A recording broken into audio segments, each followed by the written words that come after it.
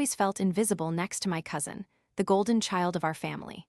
The day that feeling coiled tightly around my heart came cascading down on my shoulders like an iron weight was at her birthday party, an occasion drenched in gold and glitter, the kind that filled her with joy and me with a sense of deep, gnawing resentment.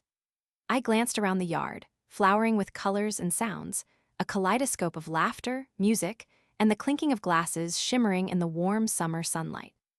Everyone was there, as always, gathered in celebration of my cousin in her shining moment, but all I could feel was the cold grip of my own existence eroding in the shadows. I stood by the buffet table, my hands shoved deep into the pockets of my oversized sweater, the fabric itchy against my skin. The smell of grilled burgers wafted through the air, sharp and greasy, making my stomach clench in a mix of hunger and bitterness. I watched as familiar faces gathered around my cousin, giggling, complimenting her hair, her dress, the way she flitted from one group to another with a confidence I could only dream of. I tugged at my sweater, wishing it would suddenly transform into something elegant and stylish, hoping it would magically make me feel like I belonged. But no amount of wishing would turn me into the golden child of the family, and deep down I knew that. "You look nice today," a distant aunt said as she passed by. I forced a smile, one that felt more like a grimace, and nodded. I was used to this half-hearted praise. Nice was the polite word for invisible. "Thanks," I replied, my voice thin and fragile like the shell of an egg. Her eyes quickly flickered away, eager to pursue the festivities. I grimaced at the thought. Nice meant average. Average was what I had always been, undistinguished, unremarkable, and utterly forgettable. Everything around me glistened with excess. Colorful balloons bobbed in the breeze, the loud party music boomed from gigantic speakers dominating one corner of the yard, and tiered cakes stood proudly on tables glittering with expensive decorations. My gaze wandered over to where she stood, the center of attention, basking in the love and admiration of our family. She wore a sundress that flowed like the softest clouds, adorned with flowers that might as well have been painted by master artists. Then came the moment I had been dreading but also anticipating, an inevitability that made my stomach churn. My grandfather, his silver hair catching the sunlight as he shuffled through the crowd, brought with him an air of significance. I could see the way everyone drew close, their faces brightening in anticipation. Gather round," he called, his voice booming with the authority of a king. I stepped back, blending into the background, my heart hammering in my chest. I hated this feeling, the creeping shadow of insignificance that wrapped around me. When our grandfather pulled out a large, beautifully wrapped box that gleamed almost as much as my cousin's smile, my stomach sank. "What do you think it is?" a neighbor asked, excitement bubbling in her voice. "Maybe a new phone or a trip somewhere," said another, leaning in closer to catch a glimpse. I swallowed hard, bracing myself. The very thought twisted like a dagger in my chest. My own birthday gifts had been so much less. A book, a pair of socks, even a half-hearted birthday card. It stung to think of how little my parents exerted in comparison. Her face, alight with joy, radiated happiness as she flung her arms around my grandfather when he revealed a brand new car worth $30,000. The crowd erupted into applause, a wave of admiration crashing around her like a tidal force, and her laughter rang like bells. "Thank you, Grandpa, I love it." She squealed, her voice ringing sweetly in the air, as if she were receiving a grand crown for some royal achievement. "Now you can drive to school in style, sweetheart. You deserve it," my grandfather replied, eyes sparkling with pride, wholly focused on her.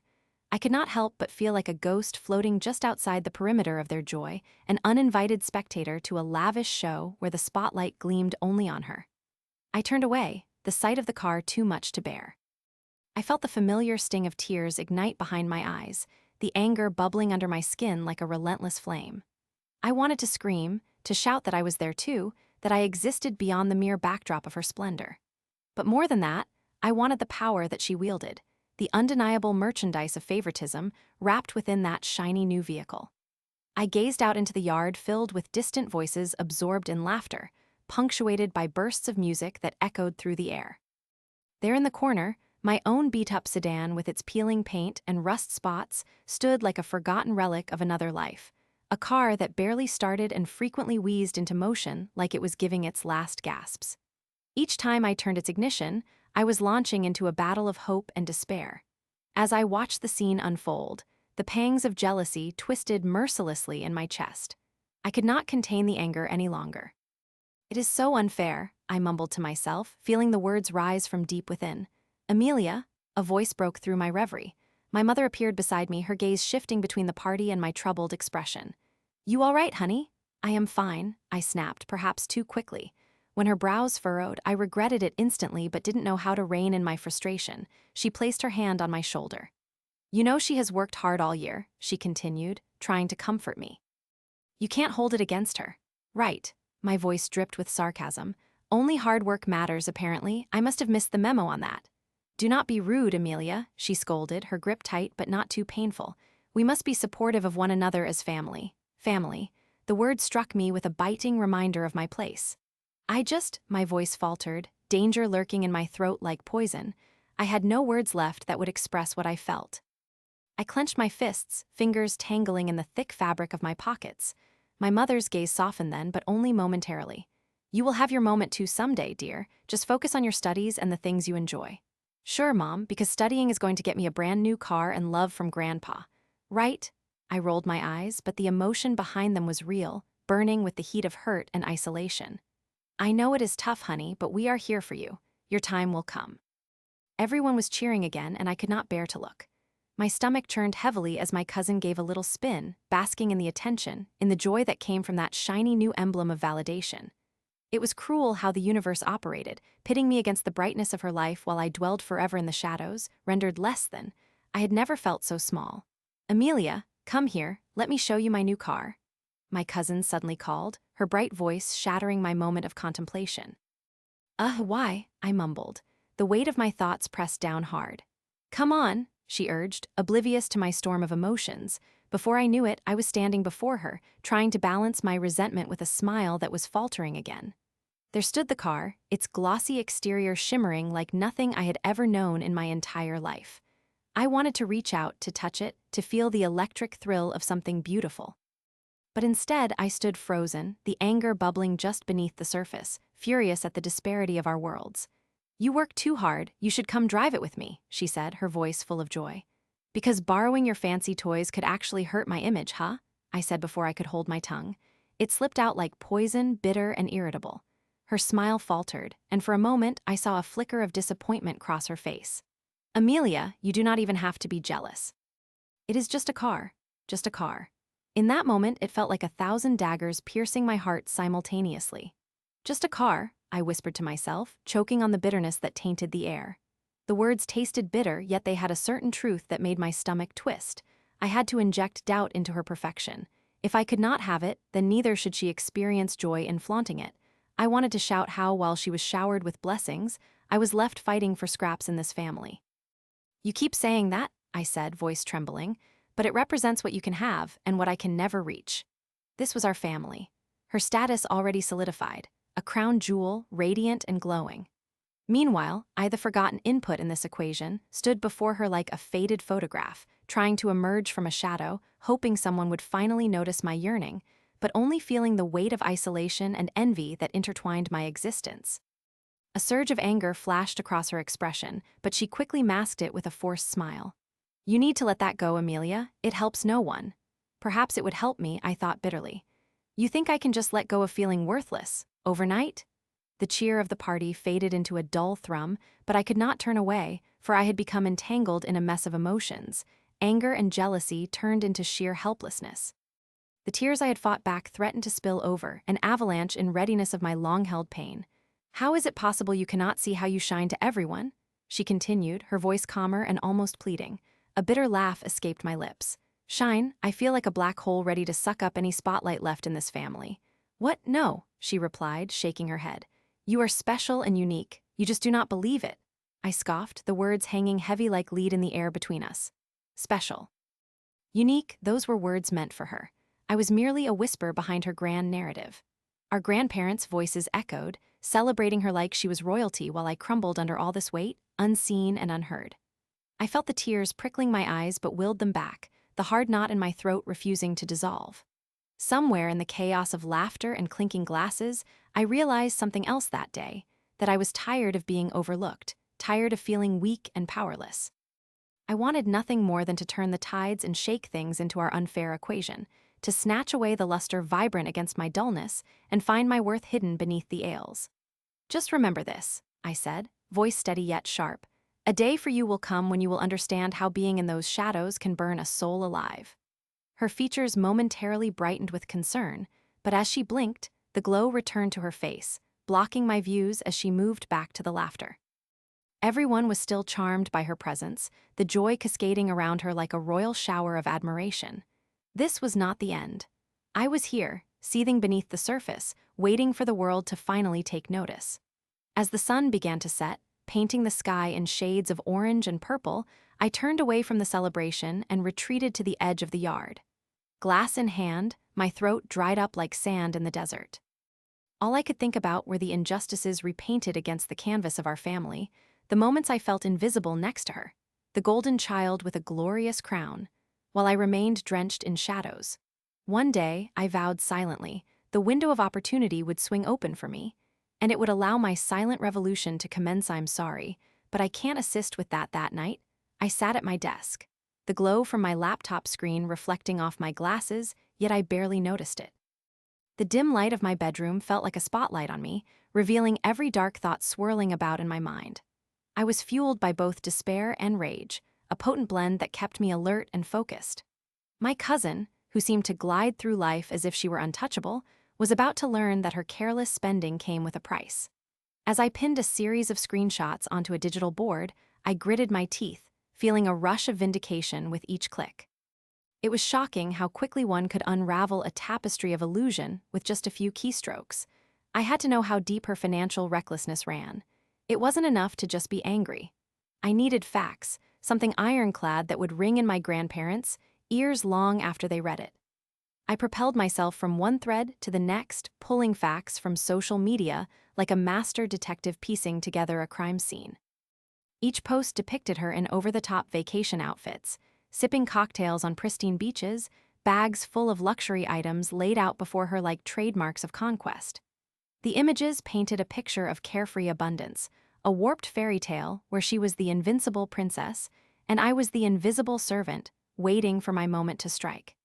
$88,000 spent on designer clothes and clueless investments. $100,000 on whimsical trips. I muttered under my breath, my fingers flicking across the keyboard with a fervor I hadn't felt in ages. I could almost hear my cousins' high-pitched laughter as they toasted their glasses filled with overpriced champagne, oblivious to the fact that each pop of the cork sent shivers down my spine. Do they even know how hard the rest of us have to work? The clicking sound of my keyboard became a rhythmic pulse, the heartbeat of my growing plan dancing with every swift stroke. Each transaction was scrutinized and categorized in a growing file, neatly arranged like trophies, waiting to be displayed for all to see. I had captured everything: the Bali getaway where she had posted every perfect sunset, the online shopping rages where she flipped through endless pages of dresses that cost more than my monthly rent. I felt shadows of frustration creeping in. It was like my heart tore each time I envisioned the wasted wealth that could have gone towards something meaningful, something substantial. Then, a thought struck me, nearly making me jump out of my seat. What if I could create something more persuasive? Something appealing that would motivate my grandparents not just to confront her but to actually care. So, I paused and took a deep breath, envisioning the letter in my mind. How many times had I watched my cousin prance around, tossing money into the air like confetti? The way she flaunted her wealth, smug in her superiority, as if the consequences would never reach her. This was more than just money. It was about family, I whispered, determination lacing my voice. Each sentence started to form in my head like pieces of a puzzle, and I began to type. "Dear grandparents," I started, my fingers trembling and the light from the screen casting a pale glow over my face. "I hope this letter finds you well." I could picture my grandparents lined up together on their striped couch with their glasses on, flicking through family albums, utterly oblivious to the storm brewing just outside their cozy home. I wrote about her trips to Bali, detailing each extravagant escapade not as mere vacations, but as slaps in the face to what family meant. I made it personal. "Can you believe she spent several thousands on designer swimsuits while you both continued to care for your home, always placing family first?" I nodded to myself. I could feel the tension crackling in the air. Steps echoed through the hallway of my small home as the hour grew late, but I barely noticed. I was lost in the creativity of my revenge, an intricate tapestry woven from facts, emotions, and power. How could she squander your hard-earned generosity? I continued. I described events in vivid detail, her failures showcased side by side with the love and care my grandparents had given us from childhood, all of it to be shared in small, scandalous bites that were hard to swallow, pieces of evidence that would lead them to question her motives and lifestyle. I could imagine them shaking their heads at the keyboard, the weight of her actions overwhelming even their empathy. My heart raced with excitement just picturing the confrontation. The moment my grandparents, embodiments of old-world wisdom and strength, would look my cousin in the eye, hands on their hips, a legacy to defend. "How dare you?" they would ask. "How could you?" An image of her face frozen, her mouth half open in disbelief, came to life in my mind. A sly smile crept across my face. I liked that image, and it motivated me to continue typing. As I recounted each aspect of her spending habits, the countless online shopping sprees, her new car splashed on social media like a badge of honor, it became increasingly clear that this was no ordinary letter. It was about justice, reclaiming my place in a family where my voice had often been minimized to silence. As I penned down the final lines of my letter, my heart thundered with every word. I took a moment to reread it, each sentence slicing through the veil of ignorance. She laughs off her financial decisions as if they carry no weight, as if there are no consequences for those she chooses to ignore. A sense of empowerment surged through me, and I savored it, knowing this could evolve into the kind of justice that resonated deeper than money ever could. I hesitated for just a moment before sealing the letter. A rush of fear coursed through me. Would I succeed? Or would this simply tear apart the fragile strings of family connections? But I reminded myself of the truth. The opportunity to speak out had never been given to me, and now I had an entire stack of evidence. What was I afraid of? I felt a flicker of guilt, but it vanished quickly as it was submerged beneath my raw desire to expose the truth. I imagined how cruel it felt to stand powerless, like a mere afterthought in the pages of my family's story, while she pretended to be the protagonist. The louder my thoughts grew, the more convinced I became.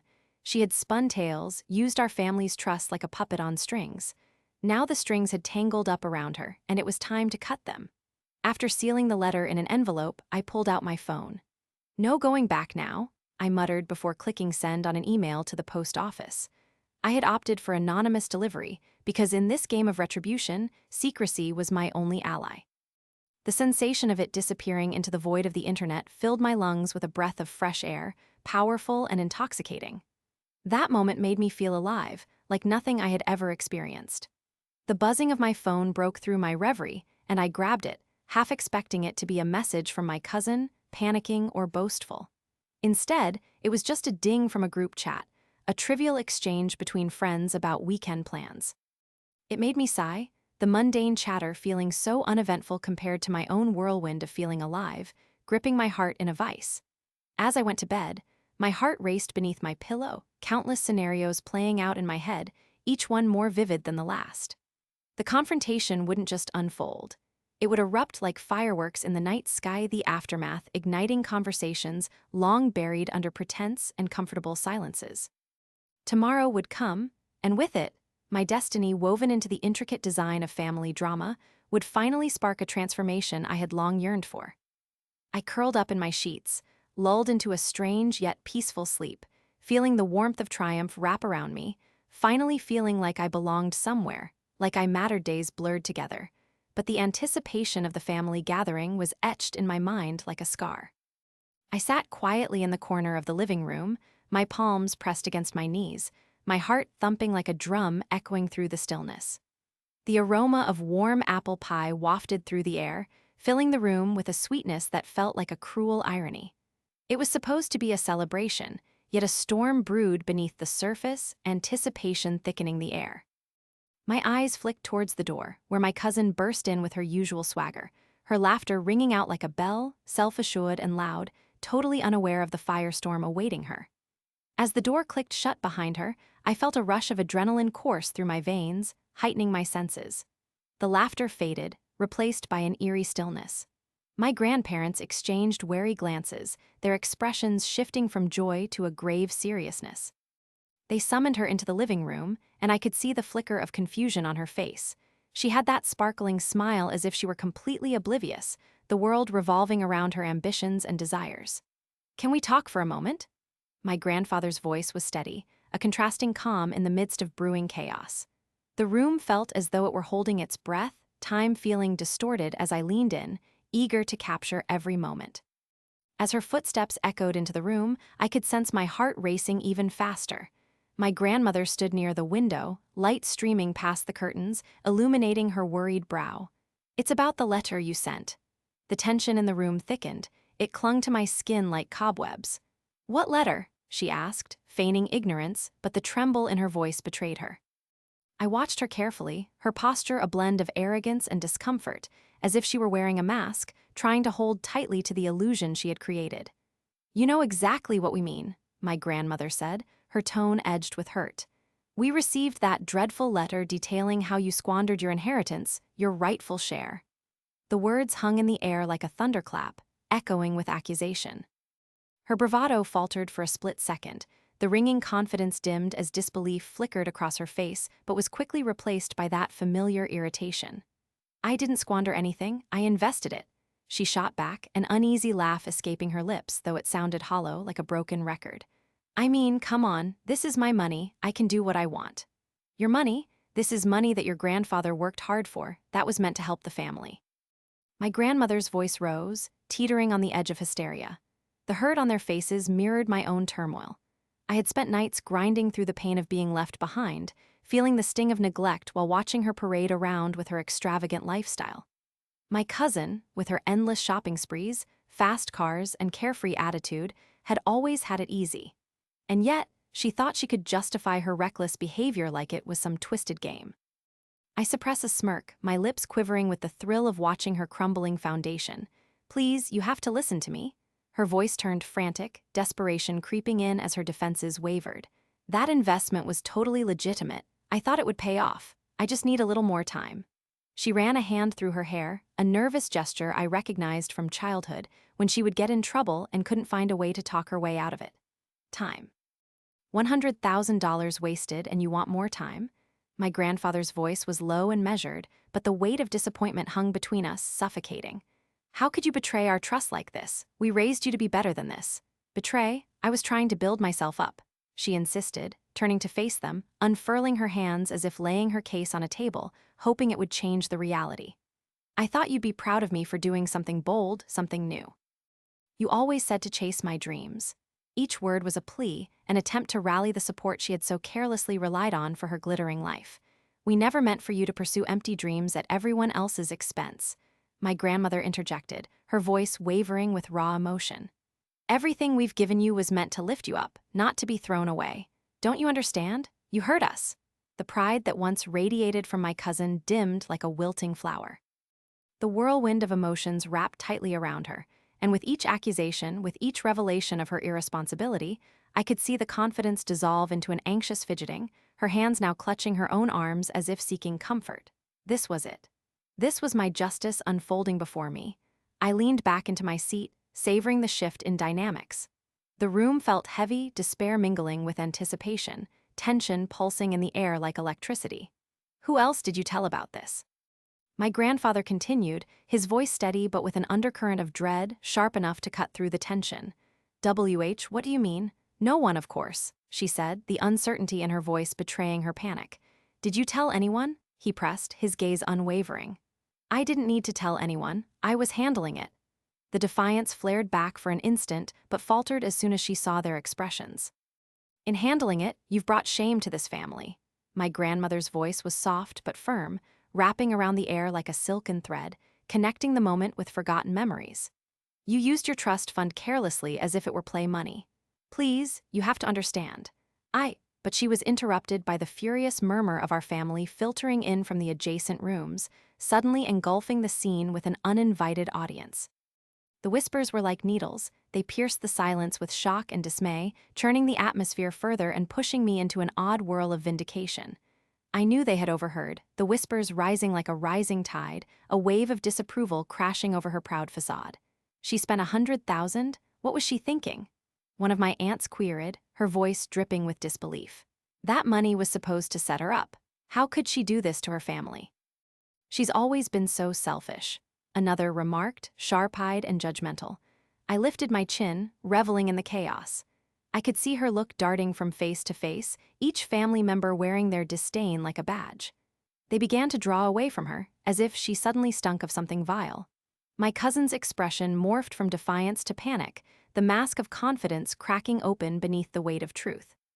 Each disparaging comment hit her hard, and I drank in her turmoil, lapping at the waves of vindication that rolled over me with every quivering breath she took. "I made mistakes, okay? I am truly sorry. I thought I could do better. Just give me a chance to explain," she exclaimed, her voice climbing in pitch. "I'm not the bad guy here." "Oh, but you are," an uncle murmured, shaking his head. I could see disbelief etched across his face, disappointment blending with incredulity. The glimmer within my cousin flickered, the stubborn spirit she had clung to crumbling as her once-beloved facade shattered into a multitude of jagged pieces. Her bravado had melted away beneath the intensity of their scrutiny. I felt a sense of power surge within me. I was not just a spectator. I was the architect of her downfall, the catalyst that unroofed her lies and transformed her world. "Face it," I muttered under my breath, knowing she was still glaring in my direction, fumes of disbelief and anger radiating from her glare. But even more, I could see the glimmers of shame coloring her cheeks with a shade of red that could only bloom from the deepest guilt.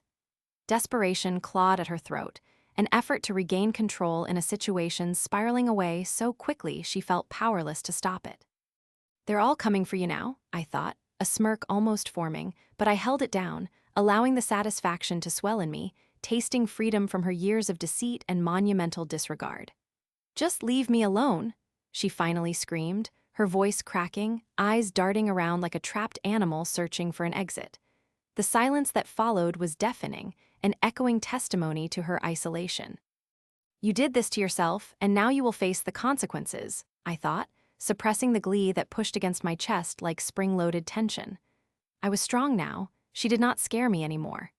Each word she left unspoken, every excuse that fled her lips became a salt on the wound of her pride. I looked around at my family, their expressions dappled with empathy and confusion, anger and disappointment. So intertwined, they now stood against her. A barrier protecting the values they had fought for, a stark contrast to the fragile illusion she had spun that now lay in ruins at her feet. Somewhere deep, beneath layers of shame and anger, I felt a flicker of something. Not empathy, but a character-building revelation. A moment where I realized that this was the reckoning I had desired.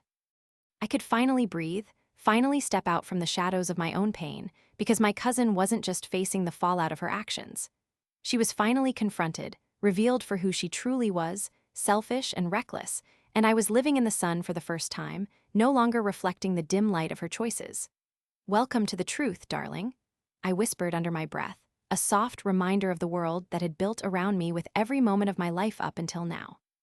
I had reclaimed my narrative, my self-worth, founded in the ashes of her reckless abandonment.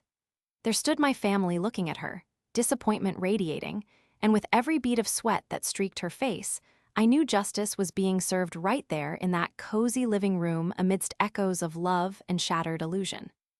She tried to take back control, her last breaths of confidence slipping away in desperate pleas for absolution.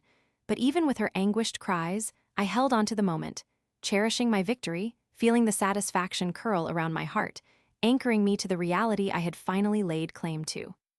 I was unbroken, no longer tethered to her whims, witnessing the fallout unfold, a slow unraveling of the life she had so carelessly constructed. All the pain I had wrapped around me like armor began to dissolve, transforming into resolution. I was free, finally free. The air was charged with something palpable that afternoon, swirling with the promise of change. I stood in the kitchen, a place that had once been a backdrop to my feelings of invisibility, where the scent of garlic and simmering tomatoes drifted from the stove. My grandparents was seated at the large wooden table that dominated the room, their faces lined with years of wisdom, but now they appeared almost eager, like children on the cusp of a new adventure. "Amelia, how do you feel about all of this?" my grandmother asked, her voice steady yet tinged with an unusual softness, as if she was genuinely trying to connect with me. I took a deep breath, feeling the weight of her gaze. "It feels good, Grandma," I replied, the words heavy with the relief I had been holding for too long. "For the first time, I feel like I am being heard and understood." As I spoke, I could see their expressions shift, realization dawning that this was no small confession. My grandfather, his hands weathered like the bark of an ancient tree, leaned forward, his brow furrowed. "Tell us what you mean, Amelia. We want to know." A warmth spread through my chest. I felt like a flower unfurling its petals after a long winter. I've been struggling to find my place in this family for so long, being overlooked while my cousin had all the attention, all the validation. When I stood up for myself, it was as if a light flickered on. It's like I've reclaimed a part of myself that I thought I lost forever. As I spoke, I realized I had so much more to share. The words flowed freely now, each sentence punctuated by my growing conviction. Standing up against financial injustice made me realize how much I needed to assert my own value. I want to build something meaningful. It's time I become part of the family in a way that truly matters. My grandparents exchanged glances, their expressions shifting from concern to pride. My grandmother reached for my hand, her grip strong and comforting. "We always believed in you, Amelia. We just didn't know how to show it," she admitted quietly. "We thought the best way to protect you was to keep you distanced. But you're right. This family needs to recognize you for who you truly are." I glanced around the familiar kitchen, absorbing its details. The sunlight filtering through the lace curtains, the pots hung like soldiers waiting for battle above the stove, the distant sound of my grandfather's clock ticking like a metronome of expectations. Even the air felt different, lighter somehow, filled with the scent of possibility. "I want to be part of those discussions about finances, about investing," I said, feeling the thrill start to ignite. "I want to understand. I want to contribute." "So be it," my grandfather said, his voice booming like thunder. "We will include you in our meetings. It's time you learned about the world of investments. But know this, Amelia, it requires hard work and dedication." "Are you willing?" I nodded fervently, feeling the rush of excitement surge through me. "Absolutely, more than anything." I could feel the shift within myself. No longer did I associate their discussions with feelings of exclusion. Instead, they began to occupy my mind as a path to my potential. Over the next few weeks, we began having regular meetings, often on Saturday mornings when the world outside was still waking up. My grandparents would sit across from me at the table, the quiet hum of my grandmother's warm presence grounding me, while my grandfather unfolded the complexities of their affairs. I was both terrified and exhilarated to dip my toes into this unfamiliar water. "Investments are like planting a garden, Amelia," my grandfather explained one sunny Saturday, his hands animated as he spoke. "You need to nurture your plants, give them sunlight and water. Similarly, you need to feed your investments. Research, analyze, and sometimes you need to prune away what does not flourish." I leaned in, captivated by the metaphor. "And how do you know what needs pruning?" My grandfather smiled, a glint of pride in his eyes. "Experience, my dear. You learn by making mistakes. It's how we grow." "So why were you afraid to include me before?" I dared to ask, curiosity overtaking my nerves. "Because we wanted to shield you. We did not want to see you fail." He paused, looking serious. "But now I see that the only way to succeed is to take risks. You have shown us your strength, and I have confidence in you." I could feel the gratitude swell within me. My grandmother was equally involved, teaching me how to budget effectively, how to manage finances day to day. "Do you remember the little red notebook?" she asked one day, her eyes sparkling with nostalgia. "The one where I used to track my expenses? It may be old-fashioned, but it works." I laughed, remembering the crimson cover and simple pages marked with her neat handwriting. "Yes, I remember wanting to use it to keep track of my allowance. Then let's use it again, but differently." She guided me in creating a new strategy to budget my new income. "If you treat your money like a friend, respect it, learn to nurture it, it will grow alongside you." As days turned into weeks, I blossomed. The concepts that once seemed daunting became fascinating puzzles waiting to be solved. My grandparents embraced me like a long-lost treasure returned to its rightful place. We grew closer, not just as family, but as a team. One evening, I lounged on the couch in the living room, flipping through endless documents. I felt a wave of pride wash over me as I sat in the chaos of notes and open books, diving into the financial world I had only glimpsed until now. It seemed like each piece of information plugged into a puzzle that had been missing for so long, and for the first time, life felt vibrant and colorful. My cousin's downfall had been terrible, but I came to view it as the catalyst for my resurgence. That evening, with a warm cup of tea cradled between my hands, I reflected on everything that had transpired. My internal monologue roamed freely. The torment I once felt had transformed into purpose. "I won't let go of this momentum," I whispered to myself, each word echoing in the dimly lit room. I will not slip back into the shadows. Then a sudden thought struck me. It would be vital to document everything I learned, not only for myself but to share with my grandparents. I opened my laptop, the screen bright against the dim ambience, and began to type. Financial Principles? I titled a new document, pouring my thoughts onto the screen. With every sentence, I felt more empowered, as though my fingers were weaving a tapestry of my future, one where I was no longer the neglected child but a powerful voice, unafraid to speak her mind. I smiled then, feeling exhilaration fill me up, expanding like a balloon inside my chest. The bond I was building with my grandparents rekindled a light in their eyes.